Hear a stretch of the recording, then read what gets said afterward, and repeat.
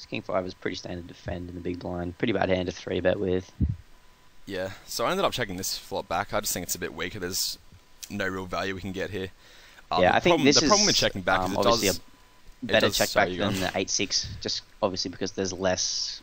Like in that last hand, there was a lot of bottom pair hands that could call, but here that doesn't really happen, obviously. Yeah, I mean, the one problem is it does turn our hand somewhat face up.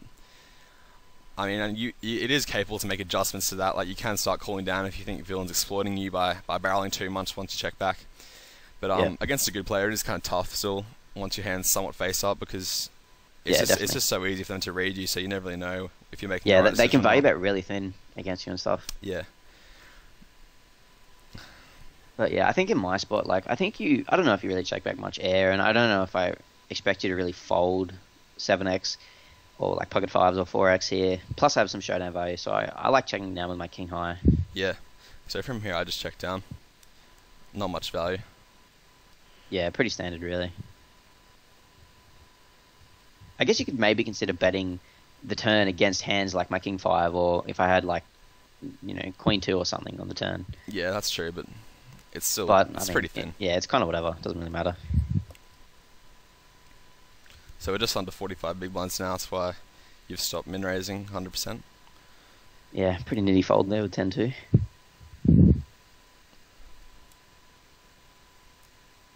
So I 3-bet with 7-3 off, which I think is fine. I mean, it was kind of... I planned to 3-bet this hand from the start, and I don't think that because we've dropped 3 big blinds below the like the stack size we agreed to min raise 100%, I don't think it's going to change the range that much. Like, you're still going to be raising at least 85%, I would assume. Yeah, I don't think I even noticed it in game, so Yeah. I think it's, yeah. I think I'd probably still be raising 100% at this stage, so 7-3 offs is definitely going to be fine. Yep. And obviously a standard call with queen 10. On this flop, just betting something a bit less than half pot, just because the board's kind of so dry in the way it can actually use a 3-bet range. You just like have 2 cards between a 7 and a king so often, and they can't really continue. Yeah, there really isn't much I can do here, so... And I think my hand play is a lot better with a c-bet than by checking. Yeah, I mean, checking back, On this- it's like... It really does make your range quite capped, so... If you start Yeah. checking back this, I can just start barreling 3 streets and you're in position and you're really going to be struggling to call down, so... I think you Yeah. just got to c-bet. I mean, it's just... It is a bit for protection, but... We still have plenty of equity, but... Yeah. Checking back just really isn't a good option. It's not something you want to be doing a ton here, because it really just makes... It just caps our range, and competent villains will be able to attack that. Yeah, I agree.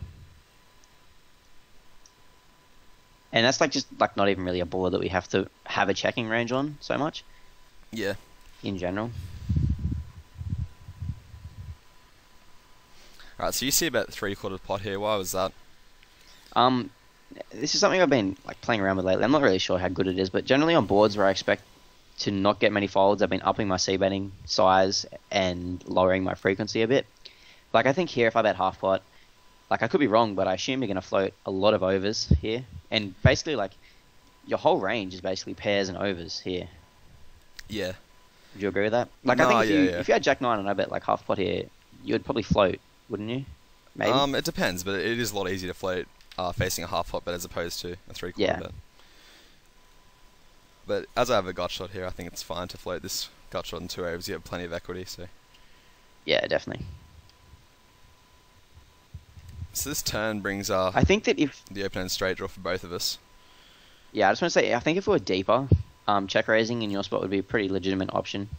But at these stacks, you don't have the stacks to really like 3-barrel after it. Yeah.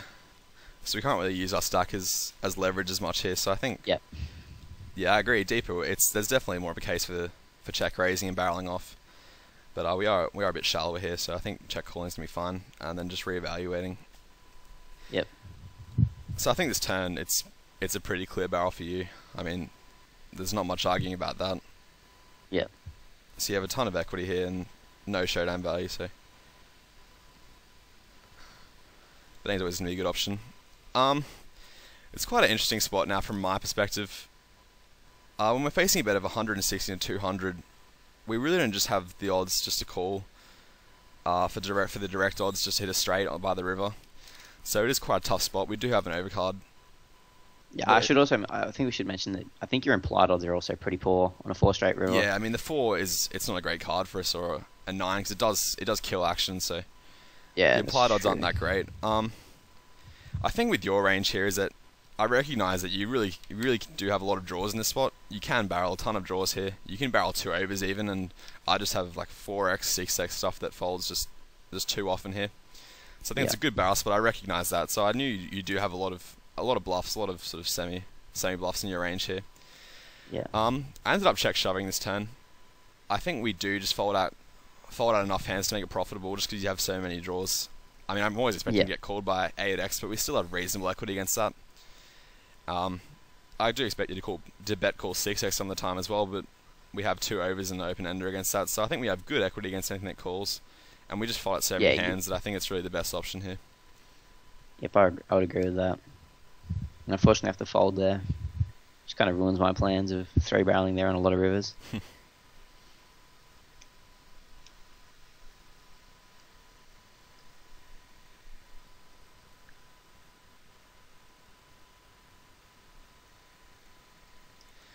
So 18 big blinds deep. I recognise you're still going to be opening a lot, so I think you're not as much at these stack depths, but I still think you're probably opening at least 60%.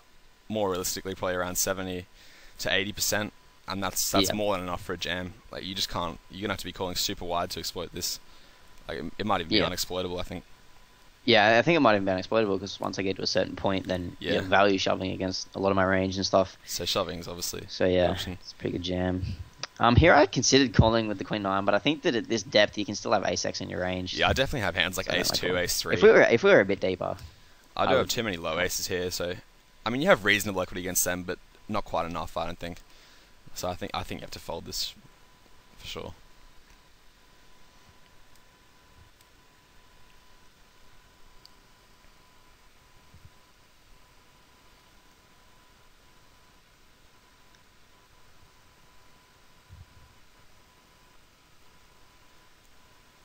And so 7-5 is quite close to a min raise. I think I probably could just open fold this as well because, I mean, I do recognise that you are an aggressive opponent and that you are going to be 3-bet shoving fairly wide. So I think limping is also a legitimate option for you. With all things considered, min raising is probably going to be the most profitable option just because I get shoved on so much and I just have to fold straight away. Limping is also plausible, but it doesn't play. This hand doesn't play that well post flop, so. Yeah, I also think that like you probably should assume that I'm going to be attacking limps pretty wide. Yeah, that's true as well. So I think in hindsight, possibly open folding this would be the best option. We're only 14.5 big blinds deep, and it really doesn't play well post flop. So we aren't. I mean, over the moon when you call and when you shove, we just have to fold. So it's probably just best to lay it down pre flop. And I get jammed on and have to fold. So yeah. That's to be expected a lot of the time, I guess. Alright, so Charlotte, this is obviously a standard min raise call for you. From my perspective, I think Queen off's a pretty good hand to 3-bet shove here. It does have decent equity versus a lot of things when called. And also, you're just going to be folding so much that I think it's definitely plus EV to 3-bet jam this, so it's just a call that we run into Ace-King. Yep. Obviously. I think it's pretty reasonable. We still have reasonable equity when call anyway. Position as well, but shoving is obviously not horrible. And miss in the end. Yep.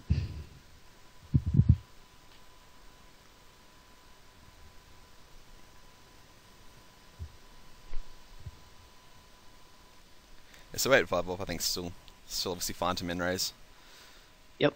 And Queen 6 is pretty good hand to flat out of position. Definitely going to be better than folding. This sounds pretty interesting. Yep. So I c-bet half pot, which is pretty standard. I probably c-bet slightly smaller. Yeah, but you could c-bet like 70 here if you wanted. I think 70 is fine. But it's not a big deal. Yeah. In my position, I elected to check call this flop. I think that if you're raising super wide, it's going to be... I'm probably going to have the best hand, a decent amount. But also, I think that you are probably going to check behind some ace highs on the flop, some 3x, maybe some 7x, small pocket pairs, etc., which basically means your range becomes even more air heavy, so I can check call hands like this more against you. Yeah, I think that's definitely reasonable check call this sort of hand. When the ace comes on the turn, I mean, again, it's really not a good card for us to barrel just because you have so much ace high here. I mean, Yeah, you float, it's you definitely a float better queen card for high, my let range alone than ace your high. range. And we just have no equity again. Like, this is really just the bottom of our range. So if we're going to pick a hand to bluff with, we really should at least have some equity here. 8-5 has very little, so I think this is just a give up. Yeah, at least randomise with a gut shot or 2 overs to a 7 or anything like that. Yeah, I mean a 4-5 type hand or even 6-4. Like, I can maybe understand a bet there. I'm not sure if it'd be profitable, but it'd be a lot closer than 8-5. So I think 8-5 is definitely just a check. Yep. So here, when the turn goes check check, I think that my perceived range is well, not very strong, but it's pretty strong here for sure. I'm going to have King X a lot. I'll have 7X, I'll have Ace X. So basically, given that this is like, well, not the worst, but it's basically the worst hand I can have, apart from like 4-5 that I float. I think this is, and I have so many strong hands, I think it's pretty reasonable to turn my hand into a bluff and try to fold a chop or try to fold like 7X or 3X.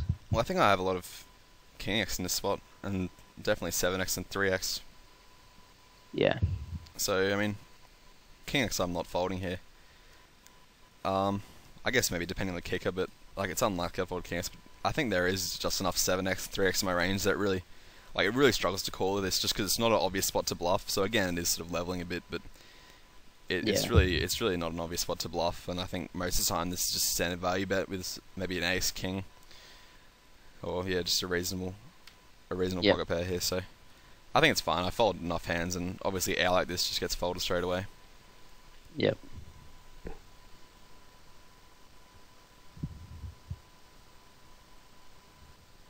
But I mean, again, in this game, I guess there's a lot more sort of leveling that's going on. Like, spots that might not be standard to bluff normally sort of become good bluff spots in this game. Whereas against your average sort of fish, they're still bad bluff spots just because they get like called so much or whatever. So it really does come down a lot to the dynamic. So you really got to consider that, I guess, before you make each play. Yeah. And we have quite a creative dynamic, I guess you could say, quite an aggressive dynamic. So yeah.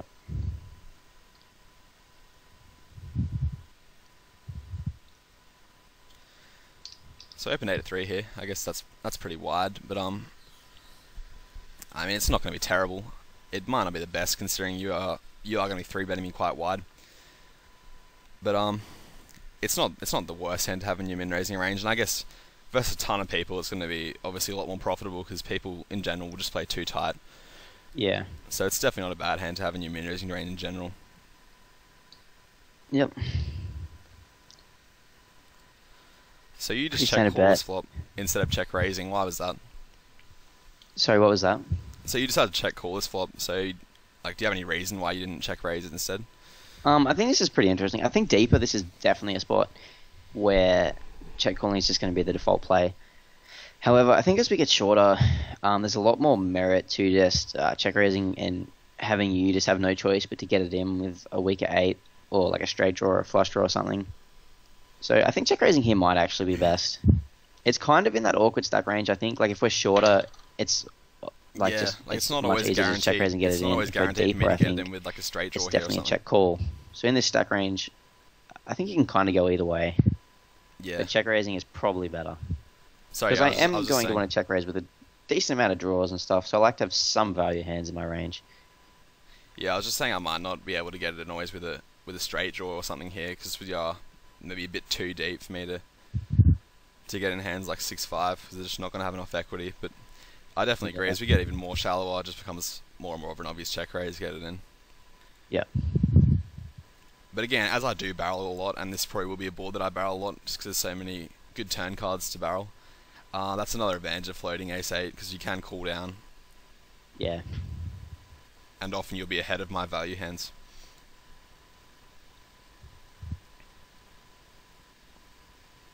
I mean, it's an obvious turn call. This is really... I think that you should bet bigger on the turn here, both with your bluffs and with your value hands. I just think you could set up a bit better pot by betting like 3/4 on the turn. Yeah, as it is, the pots is a little small right now, so betting is going to be... We are betting a bit over the pot if we overbet shove, which I do. But yeah, I agree. I think I need a slightly bigger turn bet just to make stacks a little less awkward. For you, it's quite a 6 spot here. Yeah, this is really horrible. I think that you should definitely be shoving your hand. Although it'd be a bit nicer if you bet bigger on the turn. It'd be a little bit easier for you to shove. Yeah. But I think you should be shoving bluffs here as well. And hands like Jack Nine or whatever when you get there. Yeah. I mean, think the eight thing three is is, also. like, I can have Jack 9 stuff like that in my range for sure. And like Yeah. 6-9 definitely. So Oh, like, yeah, I'm not sure if 8-3 is too thin. I mean, given that I called this, it's probably not too thin. But Yeah. I think against a lot of players, it's probably too thin. But you're kind of playing off our dynamics that we have with each other and everything like that. yeah, it does kind of dynamics a bit. I mean, it is. I guess this probably is just about the bottom of my range that I would shove for value here. Maybe like Ace Queen, potentially, but it's pretty close. I'm not sure if I'd shove a Queen because you definitely can have straights. Obviously 6-9, Jack 9, which I just said, and even 2-pair hands. Oh, yeah, I can have a decent amount of two-pair hands Stuff here like as well. 10-8, Queen 10, those hands. I think that my spot is far more interesting than yours. Yeah, I mean, it's kind of a gross spot. Again, I am like pretty close to the top of my range when you think about it, especially given that I've check called a hand that potentially should have been a check raise. But I guess that doesn't have much relevance. I mean, when it comes to like better hands I can have here, it's really very few. well, I'm not sure you should be so worried about like which hand is the best of your range, and I think maybe you should be looking at how many combinations of hands I have here. And I mean, I can But I definitely mean, have, I assuming can that you're definitely going have to a lot have of like hearts here. pretty competent bluffing frequencies, I think I Like, should be yeah. obviously looking at better hands in my range to call with. I think that like against most people, against a lot of people, I'd be fairly happy folding here, just because I don't think that a lot of $100 players are capable of three barreling here as a bluff. But I'm fairly sure you are. And I mean, obviously, if I'm folding this hand, it is really exploitable to be folding this hand here, given that I don't really have anything better. And if I'm folding this, then you should be bluffing here, like, Yeah. a ton of the time. I Well, I think. mean, the question really is, do I have like enough bluff combos to make up for my value combos here? Because, I mean, again, I can have pocket threes, I can have sevens, eights, queens, tens, I can have all 2-pair. I can have 8-7 easily and straights. But then again, I also do have a lot of hands like 5-4, 6-5, just hearts in general, and even any two overcards really. Yes. Stuff like even like King 9. That's gonna be barreled off here. And I mean, Yeah. I've just barreled off a ton here. So it really does come down to, do I have enough bluffs in my range to make this a call?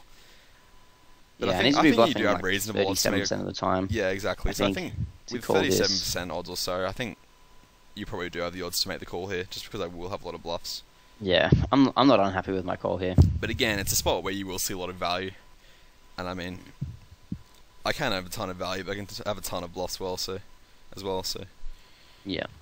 in the end, you're just a bit unlucky that this is one of the hands I'd value, and Yeah. that's how it goes.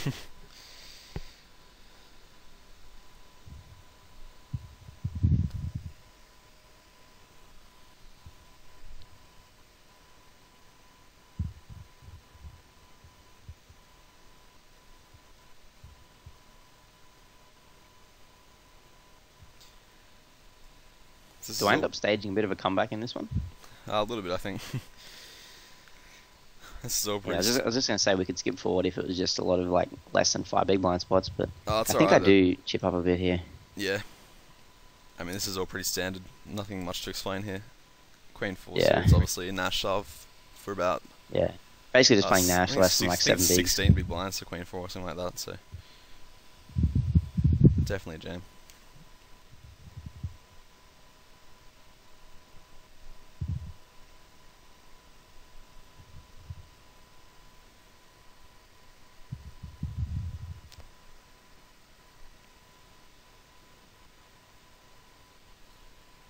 Jack 6 is pretty interesting spot. What do you think about it? I mean, it's not a great hand to limp, and I think that you're going to attack limps wide, and it's kind of weak to fold it. Yeah, I actually think it's an interesting spot from my position now, because we do have quite a marginal hand here.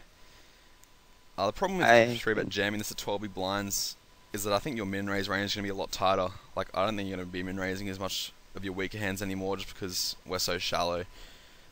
So I'm not sure if 3-bet shoving this will be profitable just because you'll have so many hands that'll be min-raise calling. And Yep. like you'll be limping quite a few hands as well. Quite a few weaker hands, that is. So Yeah, I think think you should just min-raising flat is... in your spot. I think your hand's definitely good enough to flat. It's going to be profitable, I think. I mean, it's not like I'm raising absurdly tight. So, did you like to flat here, or did you I ended up folding. fold? I mean, it's you pretty tight, but Jack 7's not going to play exceptionally well. And I think Yeah. I think quite a lot of your hands will be ahead of that you min-raise with the 12 big blinds deep. Yeah. So I mean, I checked this flop back. I think it's pretty, not quite a bet call at 13 big blinds deep. Yeah. Like anything I jam there is just going to do so well. Like even I'm pretty sure 10-8 is a favorite against King 6 here.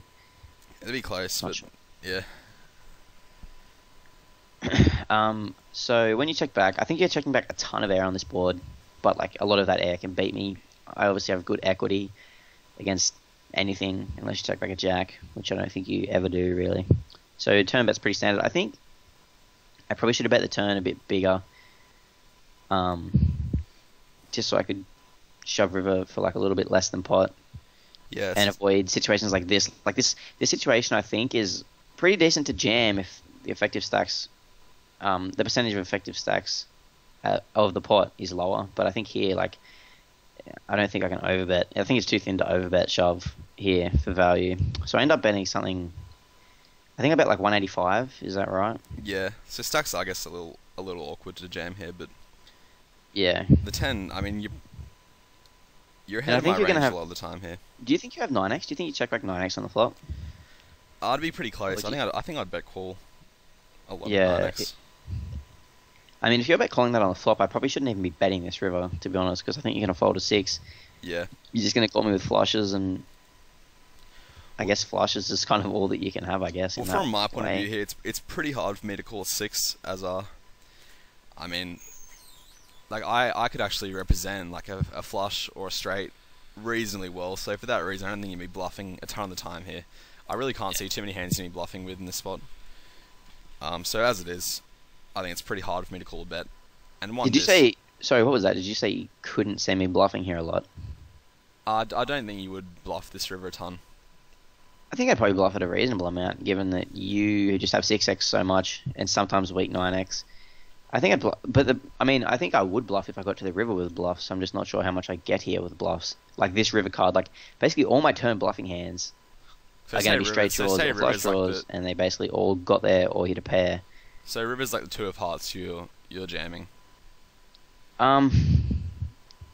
of hearts, yes. I would jam on the 2 of hearts because I can rep the flush pretty well. I think if the hearts from the turn missed, then I'd be less likely to bluff because I'm going to bluff all my heart combinations on the turn, which gives me more bluffing combinations on the river if they miss.